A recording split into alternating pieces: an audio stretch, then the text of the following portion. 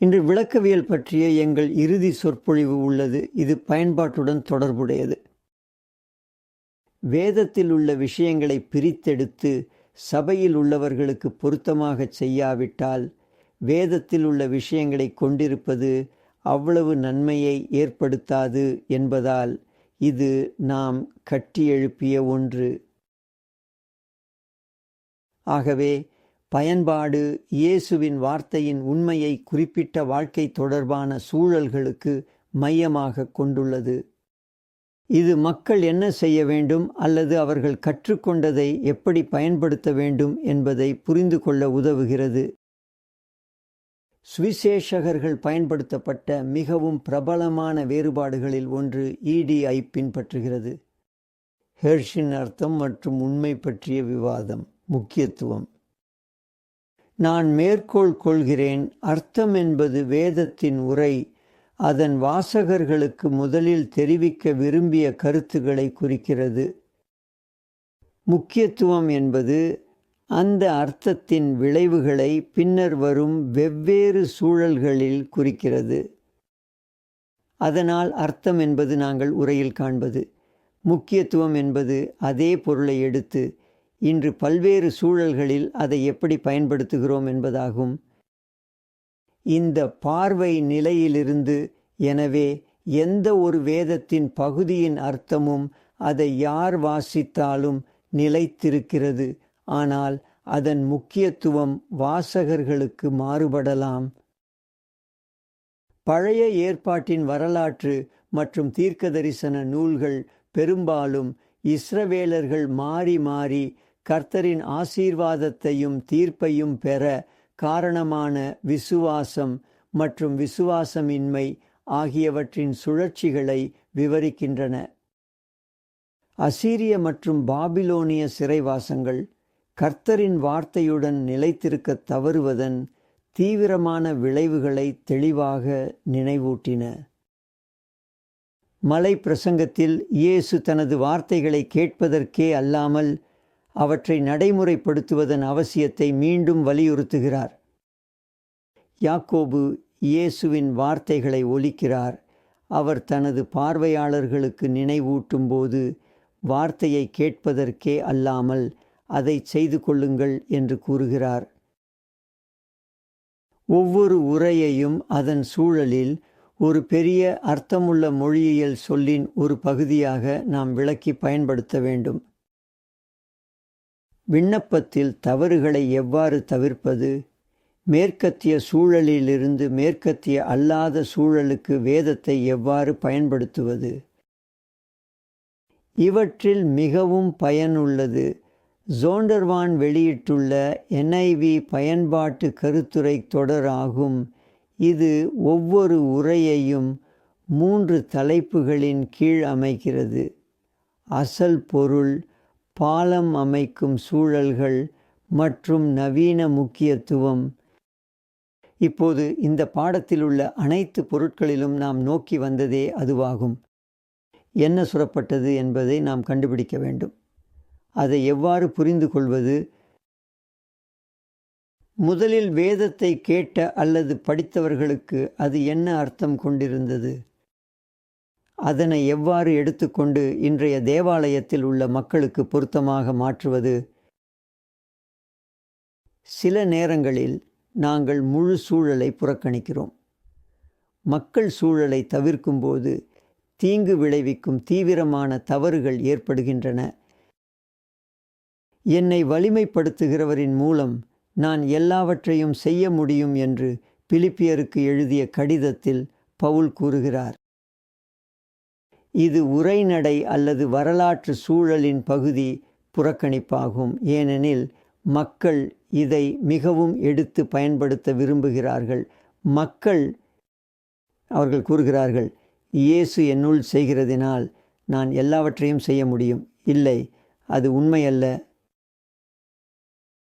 20ஆம் நூற்றாண்டின் கடைசி பகுதியில் ஓரல் ராபர்ட்ஸ் பல்கலைக்கழகத்தில் அஸ்டன் மார்கன் என்ற பெயருடைய ஒரு மாணவர் இருந்தார். அவர் ஜமைக்காவைச் சேர்ந்தவர்.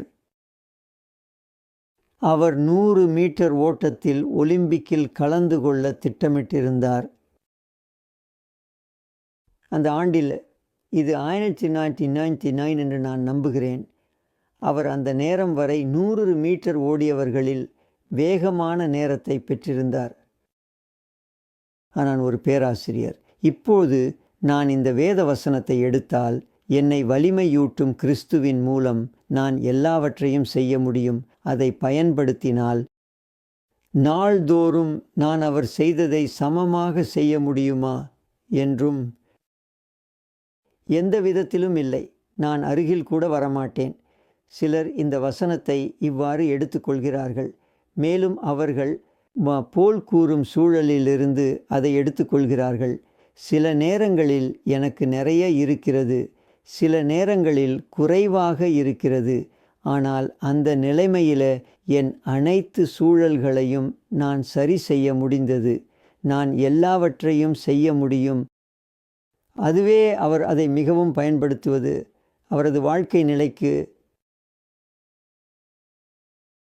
இதை சில நேரங்களில் ஊய்ஜா அணுகுமுறை என்று அழைக்கப்படுகிறது. உதாரணமாக எரேமியா 29:11 அடிக்கடி மேற்கோளிடப்படுகிறது. நான் உங்களுக்காக வைத்துள்ள திட்டங்களை நான் அறிவேன் என்று கர்த்தர் அறிவிக்கிறார். உங்களை செழிக்கச் செய்யும் திட்டங்கள், உங்களுக்கு தீங்கு செய்யாத திட்டங்கள், உங்களுக்கு நம்பிக்கையும் எதிர்காலமும் அளிக்கும் திட்டங்கள். மக்கள் பிரார்த்திக்கும் போது இதை மீண்டும் மீண்டும் கேட்டுள்ளேன். அவர்கள் இதை தங்களுக்கு அல்லது அவர்கள் பிரார்த்திக்கும் நபருக்கு பொருந்தும் ஒன்றாக மேற்கோளிடுகிறார்கள். ஒரு சூழல் உள்ளது, மேலும் அது என்ன சொல்கிறது என்பதை நாம் பார்க்க வேண்டும். ஏனெனில் அது கர்த்தரின் வாக்குறுதி, அவருடைய மக்களை நாடு கடந்த பிறகு மீட்டெடுக்க. ஆனால் இது சிக்கலான விசுவாசிகளுக்கு ஊக்கமளிக்கும் ஒரு பொதுவான சொற்றொடராக அடிக்கடி மேற்கோளிடப்படுகிறது. இல்லை, இது அனைவருக்கும் பொருந்தாது. எனவே சூழல் என்ன என்பதை மிகவும் கவனமாக இருங்கள். சில நேரங்களில் நமக்கு ஒத்த நிலைமைகள் கிடையாது. எழுத்து பகுதிகளை அவர்களின் இலக்கிய சூழலில் சரியாக புரிந்து கொண்டு பின்னர் அவற்றை பொருந்தாத நிலைமைகளில் பயன்படுத்தும் போது பைபிள் வசனங்களின் மிக நுணுக்கமான தவறான பயன்பாடுகள் ஏற்படுகின்றன. மத்தேயு 18:20 2 அல்லது 3 பேர் கிறிஸ்துவின் பெயரில் கூடினால் அவர் அவர்களுடன் இருப்பார் என்று வாக்குறுதி அளிக்கப்படுகிறது. இப்போது ஒரே ஒரு நபர் இருந்தாலும் இயேசு எப்போதும் இருக்கிறார். எனவே ஒரு சேவை அல்லது செயல்பாட்டிற்கு சிலர் மட்டுமே வந்ததால் நம்மை ஆறுதல் அளிக்க இந்த உரையை பயன்படுத்தக்கூடாது. நாம் சூழலை மறந்துவிட்டோம். இப்போது இது ஒரு முக்கியமான சூழல், ஏனெனில் இயேசு இந்த அறிவிப்பை செய்தார் என்பதை இது குறிக்கிறது. 15 முதல் 17 வரையிலான வசனங்களில் குறிப்பிடப்பட்டுள்ள விதிமுறைகளின்படி தேவாலய ஒழுங்கு நடவடிக்கைகளை மேற்கொள்ளும்போது உள்ளூர் தேவாலயங்கள் எடுத்த முடிவுகளை கடவுள் உறுதிப்படுத்துவார் என்று வாக்குறுதி அளிக்கும் சூழலில் இயேசு இதை செய்தார். 20வது வசனத்தில் உள்ள 2 அல்லது 3 பேர், 16வது வசனத்தில் உள்ள 1 அல்லது 2 சாட்சிகள் மற்றும் பாதிக்கப்பட்ட தரப்புடன் சேர்ந்து குற்றம் செய்தவரை மனம் மாற்ற உதவுவதற்காக சந்திக்கின்றனர். எனவே இதை நாம் வழக்கமாக பயன்படுத்தும் விதம் இது அல்ல. எனவே உரையின் சரியான விளக்கத்தை நாம் செய்யலாம், ஆனால் அது பொருந்தாத இடத்தில் பயன்பாட்டை செய்வதன் மூலம் முழுமையாக தவறான முக்கியத்துவத்தை உருவாக்கியுள்ளோம். இப்போது உரை சரியான பயன்பாட்டிற்கான 4 படி முறைமையை வழங்குகிறது மற்றும் நான் இதை நெருக்கமாக பின்பற்றுவேன். முந்தைய எடுத்துக்காட்டுகள் உரைகளை எவ்வாறு பயன்படுத்தக்கூடாது என்பதை குறிப்பிடுவதன் மூலம் அனைத்து பயன்பாடுகளும் ஏற்கனவே விவாதிக்கப்பட்டுள்ள ஒலியியல் நெறிமுறைகளின் மூலம் வந்துள்ள உரைகளின் அர்த்தத்துடன் இணங்க இருக்க வேண்டும் என்பதை நினைவூட்டுகின்றன. முறையான பயன்பாட்டிற்கு ஒரு துல்லியமான உரை மற்றும் சொற்களின் சரியான பொருள், வரலாற்று கலாச்சார பின்னணி மற்றும் பெரிய இலக்கிய சூழல்கள் மற்றும் பலவற்றை நிறுவுவதற்கு பொதுவான விளக்கவியல் கொள்கைகள் இரண்டையும் பயன்படுத்த வேண்டும். ஆனால் சிறப்பு விளக்கவியல் அல்லது வகை விமர்சனம். எனவே 4 நிலை மற்றும் முறைமையை நாம் பயன்படுத்த வேண்டும். உரையில் நோக்கமாக கொண்டிருந்த முதன்மை பயன்பாட்டை தீர்மானிக்கவும். இப்போது இது அனைத்து பயன்பாடுகளுக்கும் பொருந்தும் என்பதை கவனிக்கவும். உரை என்ன சொல்கிறது என்பதை தீர்மானிக்க நாம் ஏற்கனவே எங்கள் பணியை முடித்துவிட்டோம். அந்த நேரத்தில் பயன்பாடு என்ன என்பதை நாங்கள் அறிவோம். எனவே நமக்கு அர்த்தம் உள்ளது. ஆனால் இப்போது நாங்கள் எவ்வாறு பயன்படுத்தி நமது காலத்தில் மக்களுக்கு சரியாக பயன்படுத்தப் போகிறோம் என்பதை கண்டறிய வேண்டும். எனவே முதன்மை பயன்பாட்டை நாங்கள் தீர்மானிக்கிறோம். இரண்டாவது, அந்த பயன்பாடுகளின் தனித்துவ நிலையை அவற்றின் முதன்மை வரலாற்று சூழல்களுக்கு மதிப்பீடு செய்யவும். முதன்மை குறிப்பிட்ட பயன்பாடுகள் காலத்தையும் இடத்தையும் தாண்டி பிற பார்வையாளர்கள் மற்றும் சூழல்களுக்கு மாற்றக்கூடியவையாக இருந்தால் அவற்றை கலாச்சாரத்திற்கு ஏற்றவாறு பயன்படுத்தவும். எல்லாம் ஒரே மாதிரியானதாக இருந்தால் நீங்கள் முதன்மை உரையில் உள்ள அதே அர்த்தத்தை பயன்படுத்தலாம். முதன்மை பயன்பாடுகள் மாற்றக்கூடியவையாக இல்லாவிட்டால் உரையின் குறிப்பிட்ட கூறுகள் பிரதிபலிக்கும் ஒரு அல்லது அதற்கு மேற்பட்ட பரந்த கலாச்சார கோட்பாடுகளை அடையாளம் காணவும். நான்காவது, அந்த கோட்பாடுகளை நடைமுறைப்படுத்துவதற்கான இன்றைய சரியான பயன்பாட்டை கண்டறிந்து முதன்மை பயன்பாட்டை தீர்மானிக்கவும். அண்டை வீட்டாரின் மனைவியையோ அல்லது வீட்டையோ ஆசைப்பட வேண்டாம் என்ற கட்டளைக்கு கீழ்ப்படிவது சீனாய் மலையில் ஓசியா அதை பெற்றபோது செய்ததைப் போலவே இன்றும் சரியான நேரத்தில் இருக்கிறது. இது பேராசையை தடை செய்யும் கொள்கை. இன்றைய பொருத்தமான சொத்துக்கள் என்ன என்பதை நாங்கள் தீர்மானிக்க வேண்டும். எங்கள் நம்பிக்கையை பகிர்வது அல்லது தெரு சுவிசேஷம் பற்றி என்ன? அந்த பயன்பாடுகள் எப்படி பொருந்துகின்றன? முதன்மை பயன்பாட்டின் குறிப்பிட்ட தன்மையின் நிலையை நாங்கள் மதிப்பீடு செய்கிறோம். சில பைபிள் கட்டளைகள், உதாரணங்கள், வாக்குறுதிகள், எச்சரிக்கைகள் போன்றவை கலாச்சாரத்துடன் பிணைக்கப்பட்டவை. அதாவது அவை தங்கள் முதன்மை சூழலுக்கு மட்டுப்பட்டவை, காலமற்றவை அல்லது உலகளாவியவை அல்ல என்பதை மொழிபெயர்ப்பாளர் எவ்வாறு அறிகிறார்? இதனை செய்ய நாங்கள் பிற கேள்விகளை கேட்கிறோம். ஒரு பொதுவான கோட்பாட்டின் குறிப்பிட்ட வடிவத்தை அல்லது உதாரணத்தை உரை வழங்குகிறது என்று மொழிபெயர்ப்பாளர் எப்போது சரியாக கருத முடியும்? கோட்பாடு எப்போது காலமற்றதாகவும் மாறாததாகவும் இருக்கும்? உதாரணமாக, நாம் பரிசுத்தமான கைகளை உயர்த்தி பிரார்த்திக்க வேண்டும். இப்போது இது நமது சபைக்கு நாம் கூறும் இன்றும் பயன்படுத்தக்கூடிய ஒரு கோட்பாடா? வேதம் கூறுகிறது, நாம் பிரார்த்திக்கும்போது பரிசுத்தமான கைகளை உயர்த்த வேண்டும். இதற்காக நாம் 10 கேள்விகளை நம்மிடம் கேட்கிறோம்.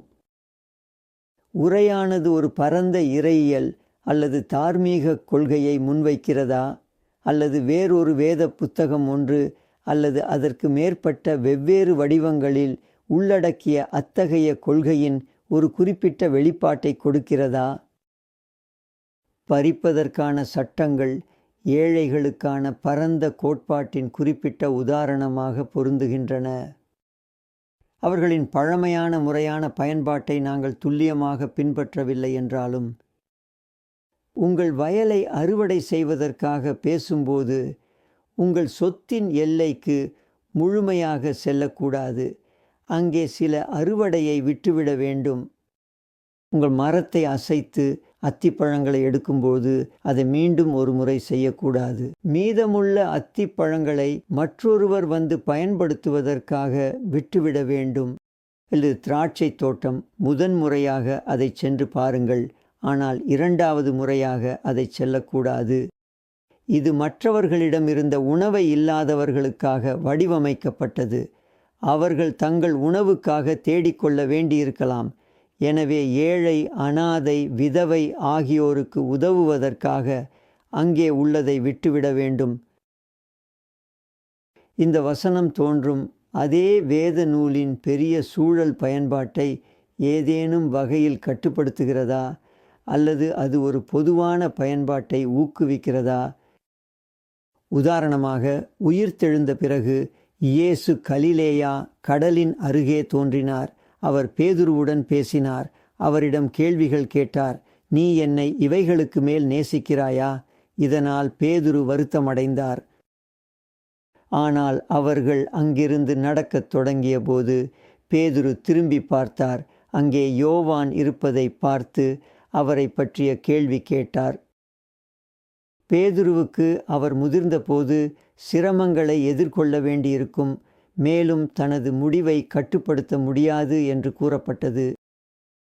அதனால் இயேசு சொல்கிறார், நான் வரும்போது அவர் உயிரோடு இருப்பதை நான் விரும்பினால் என்ன? அது உனக்கு என்ன? அதனால் இங்கு பேதுரு குறித்து செய்யப்பட்ட அறிக்கைகள் உள்ளன. யோவான் குறித்து செய்யப்பட்ட அறிக்கைகளும் உள்ளன. இவை அந்த நபர்களுக்கே குறிப்பானவை. அவை வேறு யாருக்கும் பொருந்தாது. நாம் சொல்லக்கூடிய ஒரே விஷயம், கடவுள் இதை நிகழச் செய்ய விரும்பினால் அது நிகழும். ஆனால் நாங்கள் ஒரு குறிப்பிட்ட பயன்பாட்டை செய்ய முடியாது. பின்னர் வெளிப்படுத்தப்பட்ட தகவல் அது இடம்பெறும் புத்தகம் இல்லாவிட்டாலும் ஒரு குறிப்பிட்ட பகுதியின் பயன்பாட்டை வரையறுக்கிறதா அல்லது தகுதி அளிக்கிறதா? கிறிஸ்துவின் ஊழியம் எப்படி மாறியுள்ளது? பழைய ஏற்பாட்டில் அல்லது புதிய ஏற்பாட்டில் செய்யப்பட்ட கருத்துக்கள். இயேசு வந்தபோது அவர் இறந்து உயிர்த்தெழுந்தார். இது வேதத்தில் கூறிய பலவற்றை மாற்றியது. இதை தற்போதைய நிலைக்கு பயன்படுத்த முடியுமா என்று கேட்கும்போது அதை கருத்தில் கொள்ள வேண்டும். அந்த குறிப்பிட்ட போதனை அது விசேஷமான சூழல்களுக்கு மட்டுமே வரையறுக்கப்பட்டதாக காட்டும் விதங்களில் வேறு எங்காவது முரண்படுகிறதா? உதாரணமாக, ஆதியாகமத்தில் ஆபிரகாமுக்கு தன் மகன் ஈசாக்கை எடுத்து கடவுள் காட்டும் மலைக்கு சென்று பலியிடச் சொல்லப்படுகிறது. மனித பலியிடலை கடவுள் ஆதரிக்கவில்லை என்பதை நாங்கள் அறிவோம்.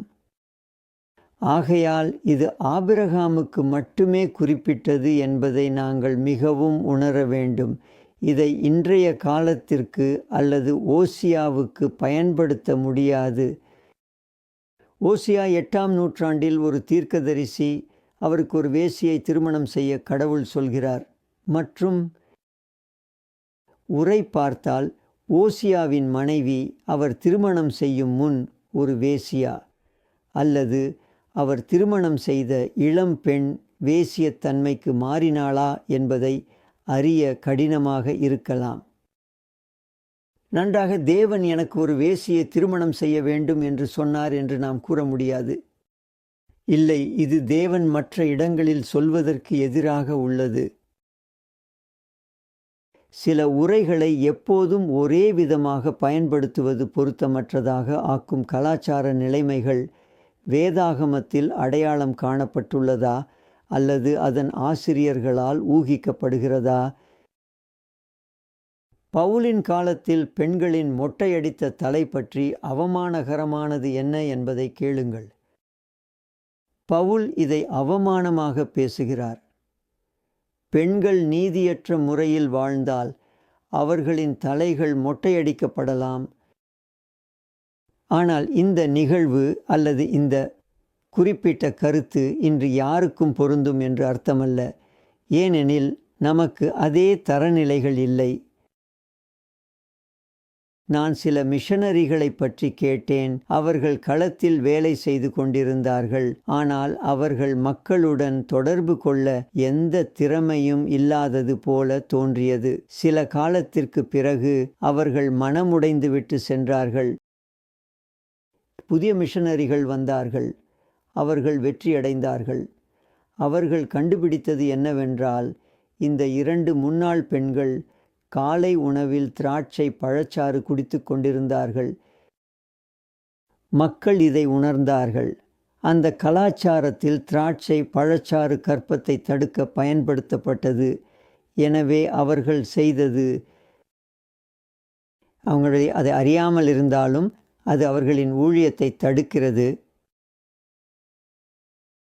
தேவனின் பாலியல் தரநிலைகளுக்கு விசுவாசமின்மையை குறிக்கும் எந்த உடை அல்லது அலங்காரம், நடத்தை அல்லது உரையாடலும் முதல் நூற்றாண்டு கொரிந்தில் இருந்ததைப் போலவே இன்றைய கிறிஸ்தவ பெண்களுக்கு தவறானதாகும்.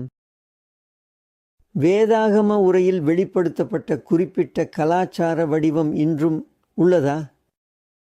அது இருந்தால் அது அப்போது இருந்த அதே முக்கியத்துவம் இன்றும் கொண்டுள்ளதா? உதாரணமாக, நான் ஒரு ஆடு அல்லது செம்மறி ஆட்டை தேவாலயத்திற்கு காணிக்கையாக கொண்டு வர முடியுமா? இல்லை. நமக்கு அதே தரநிலைகள் இல்லை. நமக்கு அதே கலாச்சாரம் இல்லை.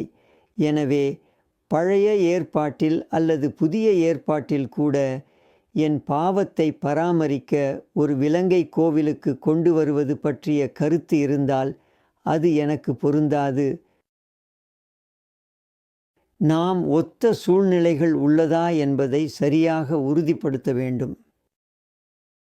போலோ நாம் ஒருவருக்கொருவர் புனித முத்தத்துடன் வாழ்த்த வேண்டும் என்று கூறுகிறார். இது இன்றைக்கு நமக்கு பொருந்த வேண்டியதா? சரி, ரஷ்யாவில் கிறிஸ்தவர்கள் ஒருவருக்கொருவர் முத்தமிடுவார்கள் என்று நான் அறிவேன். உண்மையில் ORUவில் எனக்கு ஒரு நண்பர் இருந்தார். அவரது தந்தை ரஷ்யாவில் ஒரு ஆசாரியராக இருந்தார். அவர் அங்கு சென்றபோது மற்றவர்களை சந்திக்கும்போது தாடிகளால் முகம் வலிக்கிறது என்று கூறினார். அவர்கள் அனைவரும் தாடி வைத்திருப்பார்கள். ஏழைகளுக்கான பரிசுகள் பற்றி என்ன? அந்த கலாச்சாரத்தில் இருந்ததைப் போல நமக்கு அதே நிலைமை இல்லை. எனவே நமது ஏழைகளுக்கான பரிசுகள் மற்ற இடங்களில் காண்பதிலிருந்து மாறுபடலாம். விக்கிரகங்களுக்கு அர்ப்பணிக்கப்பட்ட உணவை உண்ணும் பழக்கம். சரி, விக்கிரகங்களுக்கு அர்ப்பணிக்கப்பட்ட உணவை உட்கொள்ளும் ஒருவரையும் நான் அறியவில்லை. நாம் வேறு கலாச்சாரத்தில் வாழ்கிறோம். அங்கு பல்வேறு வணிக குழுக்கள் இருந்தன. இன்று உள்ள தொழிற்சங்கங்களைப் போலவே அவர்கள் தங்கள் குறிப்பிட்ட கடவுளுக்கு அர்ப்பணிப்பார்கள். அது அவர்களின் பணியில் உதவும் என்று நம்பி அந்த நேரத்தில் அப்படிப்பட்ட ஒரு அர்ப்பணிப்பு செய்யப்பட்டதை நீங்கள் அறிந்திருந்தால் நீங்கள் அந்த இறைச்சியை உண்ணாமல் தவிர்ப்பீர்கள். சரி, அது இன்று நமக்கு பொருந்தாது. அல்லது மது அருந்துவது. இப்போது இதை புரிந்து கொள்வது கொஞ்சம் சில எளிது. ஏனெனில் மது அல்லது ஒயினை அருந்தும் பல கிறிஸ்தவர்கள் உள்ளனர். பிரச்சனை மது அருந்துவதில் இல்லை, நீங்கள் எவ்வளவு அருந்துகிறீர்கள் மற்றும் அது உங்களை எப்படி பாதிக்கிறது என்பதில் உள்ளது. எனவே எதையும் அதிகமாக அருந்தினால் அது உங்களுக்கு கேடு தரும். இப்போது இயேசுவின் குணாதிசயத்தில் மற்றும் மனித குலத்திற்கான அவரது மீட்பு திட்டத்தின் ஒரு பகுதியாக உருவாக்க விதியில் பயன்பாட்டின் காரணம் அடிப்படையாக உள்ளதா? இது ஒரு நியாயமான வேரூன்றியுள்ள தெய்வீக கலாச்சாரவாதங்களா? உதாரணமாக, கடவுள் மனிதனை உருவாக்கி பின்னர் பெண்ணை உருவாக்குகிறார். பின்னர் மனிதன் தனது குடும்பத்தை விட்டு தனது மனைவியுடன் இணைந்து அவர்கள் ஒரே மாம்சமாக ஆகுவார்கள் என்று கூறுகிறார். அது அதன் பயன்பாட்டில் காலமற்றது. ஏனெனில் இது அவர்கள் பாவம் செய்யும் முன் மனிதனுக்கும் பெண்ணுக்கும் உருவாக்கப்பட்டது. இது தேவன் அவரது நோக்கங்களுக்காக பிரிக்கப்பட்டது. மேலும் இது காலமற்றது, உலகளாவியமானது, அனைத்து விசுவாசிகளுக்கும் பொருந்தக்கூடிய பயன்பாடு. மறுமொழி என்பது நாம் அடிக்கடி எதிர்கொள்ளும் மற்றொரு விஷயமாகும். மறுமொழி பெண்களுக்கு வெளிப்படையான விடுதலை உரிமையை பிரதிபலித்தது. இது அவர்களை ஆண்களுடன் சமமான பொதுநிலைக்கு கொண்டு வந்தது. நீங்கள் இதை பற்றி யோசித்தீர்களா என்று எனக்கு தெரியவில்லை. ஆனால் பழைய ஏற்பாட்டில் நீங்கள் ஒரு ஆணாக இருக்க வேண்டும், விருத்த சேதனம், வழிபாட்டிற்கு கோவிலுக்குள் செல்ல வேண்டும். பெண்கள் கோயிலுக்குள் செல்ல முடியவில்லை. புதிய ஏற்பாட்டில் கிறிஸ்துவின் மீது நம்பிக்கை கொண்டவர்களாக மாறும்போது அவர்கள் மறுமொழி செய்யப்படுகிறார்கள். மேலும் இது ஆண்களுக்கு மட்டுமல்ல, பெண்களுக்கும் கூட ஆகும். ஆகவே புதிய ஏற்பாட்டில் ஆணும் பெண்ணும் இயேசுவின் பார்வையில் சமநிலையை பெற்றுள்ளனர். நீங்கள் அவற்றை முழுவதுமாக மூழ்கடிக்கிறீர்களா, அல்லது உண்மையில் அவற்றை தூவுகிறீர்களா, அல்லது அவர்களின் தலையில் எதையாவது ஊற்றுகிறீர்களா என்பதை தீர்மானிப்பதே எங்கள் பிரச்சனை. அதுதான் நாங்கள் விவாதிக்கிறோம். ஆனால் மாம்சம் எல்லா விசுவாசிகளுக்கும் அன்றைய சாதாரண கலாச்சார நெறிமுறைகளுக்கு மாறாக பைபிள் கட்டளை அல்லது பயன்பாடு ஆகும். பவுல் வீட்டு குடும்ப விதிமுறைகள் பற்றி நிறைய கூறுகிறார். மற்ற வார்த்தைகளில், வீட்டிலும் கணவர்களுக்கும் அவர் வழங்கும் விதிமுறைகள் இவை. கணவர்களுக்கு விதிமுறைகள் வழங்கப்படுகின்றன, மனைவிகளுக்கும் விதிமுறைகள் வழங்கப்படுகின்றன. அவை பொதுவாக ஆண்களுக்கு நோக்கமாக உள்ளன. கிரேக் ரோமன் உலகில் பழங்காலத்தில் காமுக அல்லது பெண்பால் உறவை ஏற்கவில்லை. பவுல் ஒரு கிரேக் ரோமன் கலாச்சாரத்தில் இருக்கிறார். மேலும் அவர் ஓரின சேர்க்கை அல்லது லெஸ்பியன் செயல்பாடு தவறு என்று கூறுகிறார். அதேபோல திருமணத்திற்கு முன் உடல் உறவு அல்லது விவாகரத்து போன்ற பெண்பால் பாவங்களும் தவறானவை. அதேபோல் லெக்ஸ் டாலியோனிஸ் உள்ளது. லெக்ஸ் டாலியோனிஸ் என்பது காயம் பற்றிய கருத்து. நீங்கள் ஒரு கண் அழித்தால் ஒரு கண் அழிக்கப்பட வேண்டும் என்பதை குறிக்கிறது. நீங்கள் ஒரு காதை அழித்தால் ஒரு காதை அழிக்க வேண்டும். இதை நாங்கள் மிகவும் தீங்கானதாக எடுத்துக்கொள்வோம். ஆனால் இது உண்மையில் வழங்கப்படும் தண்டனையின் அளவை சிறிது வரையறுக்கிறது.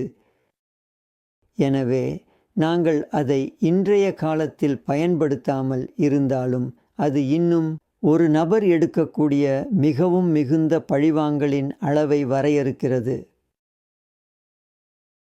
இப்போது அந்த பகுதி அதன் பயன்பாட்டை வரையறுக்கும் வெளிப்படையான அல்லது மறைமுகமான நிபந்தனையை கொண்டுள்ளதா? உதாரணமாக, மலைமேல் போதனையில் இயேசு கூறுகிறார், கேளுங்கள் உங்களுக்கு கொடுக்கப்படும், தேடுங்கள் நீங்கள் கண்டுபிடிப்பீர்கள், தட்டுங்கள் கதவு திறக்கப்படும். இன்றைய பலர் இந்த வாக்குறுதியை கடவுளிடமிருந்து ஒரு ஒப்பந்தமாக கருதுகிறார்கள். குறிப்பாக ஆரோக்கியம் மற்றும் செல்வம் போன்றவற்றில் அவர்கள் கேட்கும் எதையும் கடவுள் கொடுப்பார் என்று உறுதி செய்கிறார்கள். எல்லாமும் தேவனின் சித்தத்துடன் மட்டுமே ஒத்துப்போக வேண்டும். எதை வேண்டினாலும் கேளுங்கள், அது உங்களுக்கு கொடுக்கப்படும் என்று நாம் கூற முடியாது. கடவுள் அதை கவனிப்பார். இல்லை, ஒரு சூழல் உள்ளது மற்றும் இந்த அறிக்கையை நாம் அந்த சூழலில் மிகவும் பார்க்க வேண்டும். அவர்கள் கேட்கும் இறுதி கேள்வி மற்றும் மீட்பு இயக்க விளக்கவியல் நாம் ஏற்க வேண்டுமா? இது நம்மை புதிய ஏற்பாட்டு போதனைகளை தாண்டி செல்ல வேண்டும் என்று பரிந்துரைக்கிறது. இதை ஆதரிக்கும் சிலர் உள்ளனர். எனது பதில் மற்றும் பாடப்புத்தகத்தில் உள்ள பதில் இல்லை என்று நான் நம்புகிறேன். புதிய ஏற்பாடு எங்களை செய்யச் சொல்வதை நாம் எப்போதும் தாண்டி செல்ல மாட்டோம். உணர்ந்து நாங்கள் பல்துறை கோட்பாடுகளை அடையாளம் காண முயற்சிக்க வேண்டும். அதுக்கு பிறகு உரை மற்றும் பரிசுத்த ஆவியின் பங்கை பற்றி பேசுகிறது. இன்று நமக்கு பொருந்தக்கூடிய பரிசுத்த ஆவியின் பங்கு நம்மிடம் உள்ளது. முந்தைய விரிவுரையில் பரிசுத்த ஆவியின் பங்கை பற்றி பேசினோம். அங்கு வேதம் என்ன சொல்கிறது என்பதை புரிந்து கொள்ள ஆவியானவர் நமக்கு உதவினார். அவர் நமக்கு வெளிச்சத்தை கொடுத்தார். இது அவர் நமக்கு உரையை எழுத வழி நடத்துகிறார் என்பதை குறிக்கவில்லை. ஆனால் அவர் நமக்கு புரிந்து கொள்ள அனுமதிக்கிறார். உரை என்ன சொல்கிறது? இயேசு பரலோகத்திற்கு சென்றபோது அவர் சீடர்களிடம், தன்னை உதவியாளர் இல்லாமல் விட்டுவிட மாட்டேன், பரிசுத்த ஆவியை அனுப்புவேன் என்று கூறினார். ஆகையால் நமக்கு பரிசுத்த ஆவி இருக்கிறார். அவர் பெந்தெகொஸ்தே நாளில் அவர்கள் பெற்ற வல்லமையை விவரிக்கப்படுகிறார். அவர் இன்னும் நம்முடன் இருக்கிறார். நாம் செய்யும் அனைத்திலும் நம்மை வழிநடத்துவார். அவருக்கு நமது வாழ்க்கையில் முழு கட்டுப்பாட்டை வழங்கி அவர் செய்ய விரும்புவதை செய்ய அனுமதிக்க வேண்டும்.